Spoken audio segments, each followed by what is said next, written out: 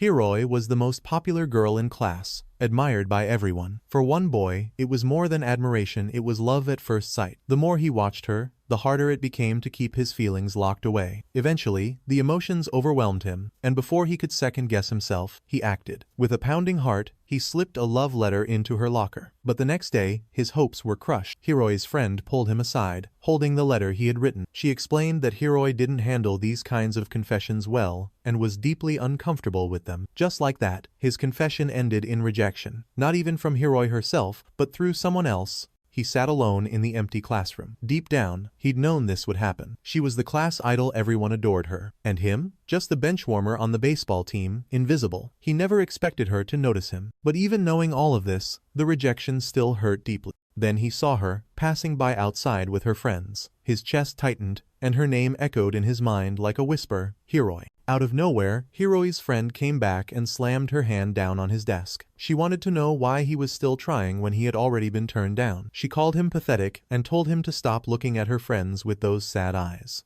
The boy, Tsunaki, could only respond that he understood, addressing the girl as Ichizono. Trying to get away from the awkwardness, Tsunaki started packing his things to head home. He assured her that he wouldn't trouble Hiroi-san again. Ichizono stayed quiet, just watching him rush out of the classroom. To his surprise, Ichizono called him back, asking him to hold on. She then critiqued his method, saying that sending a love letter was way too soft. If he really wanted to impress a girl, he needed to be more daring, like a real man. Tsunaki was taken aback, saying that if he had done something like that, he would have been arrested right away. He tried to justify his actions, explaining how much effort he had put into crafting that letter.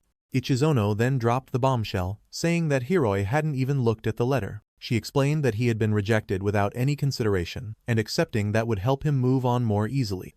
Then she began to point out everything she thought was wrong with him. His hair, his clothes, even his height were all harshly criticized. She went on about how he always repeated the same stories, his poor grades, and his messy desk. His loud voice when chatting with friends, the way he acted around girls, and even how he held his chopsticks were all highlighted as flaws. The list of his shortcomings seemed never-ending, leaving poor Tsunaki completely paralyzed by the verbal onslaught. After venting all of that, Ichizono suddenly paused, as if she had lost her train of thought. She attempted to recall what they had been discussing, a bit awkwardly. Then, with a smile, she concluded that it was only natural for him to face rejection, so he shouldn't worry about it. Finally, Tsunaki reached his breaking point and burst out in a cry of pure despair. He turned to her, utterly frustrated, and asked why she had to go to such lengths with her criticisms. Ichizono was taken aback by his response, insisting that she was merely trying to lift his spirits. She even added his anger to her list of flaws and admitted that she only got involved because she felt a sense of responsibility. Tsunaki tried to calm himself, accepting that there was nothing he could do about the letter going unread. With tears in his eyes, he revealed the true reason for his pain. Hiroi didn't need to send a friend to reject him. If it was going to end like that, he wished she had taken care of it herself.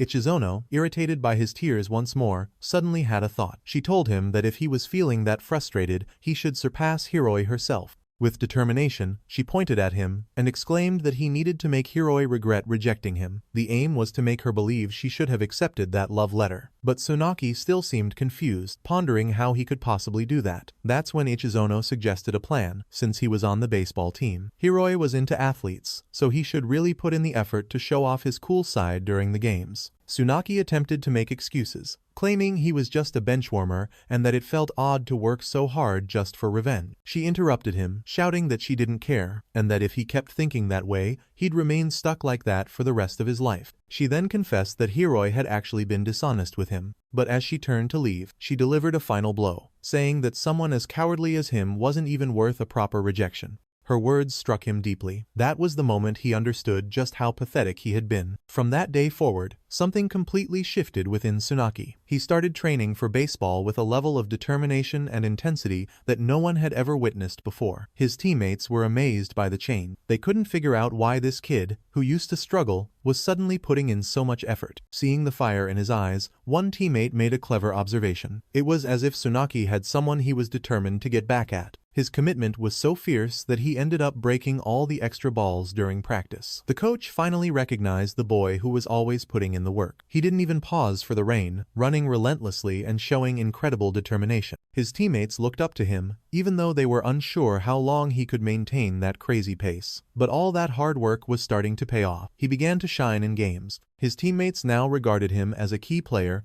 and even joked that he was taking their advice to heart. And without anyone knowing, he had a secret observer. Hidden behind the fence, Ichizono closely monitored his progress. Then came the big day, the day of the crucial game. Tsunaki took his spot and, with all his might, made a flawless hit. The crowd went wild with joy. In the stands, Hiroi cheered enthusiastically, completely blown away by his performance. Next to her, Ichizono watched in disbelief, unable to comprehend what she was witnessing. His hit was so impressive that it clinched the team's win. His teammates greeted him like a champ, celebrating his game-winning move. The captain was already dreaming about the future, thrilled at the thought of finally getting back at last year's defeat. Tsunaki expressed his gratitude, but also offered an apology. He vowed to keep pushing himself, but deep down, his real aim was different. The person he genuinely wanted to get back at wasn't the rival team. A little while after the game, Ichizono appeared in front of Tsunaki. With a smile, she handed him a letter, claiming it was a gift from Hiroi. Tsunaki was shocked, unable to respond. She clarified that it was more of a fan letter than anything romantic, congratulating him on his achievement. With a pleased expression, she asked if he felt better now. After all, he had reached his goal and gotten revenge in the most impressive way. She told him that now he could pick anyone he wanted and even offered to personally tell Hiroi he was not interested. However, Tsunaki looked embarrassed and tried to clarify that his hard work wasn't driven by fame. Ichizono chuckled at his reply, insisting she wasn't fooled. She confidently stated she had known the truth all along. His real motivation was to get back at Hiroi. Noticing his reaction, Ichizono started to walk away, suggesting he take a few days before making any major choices. She said he deserved that time, but with one last look, she reminded him to act like a real man next time and to never reply with a letter again. He didn't need words to convey his answer.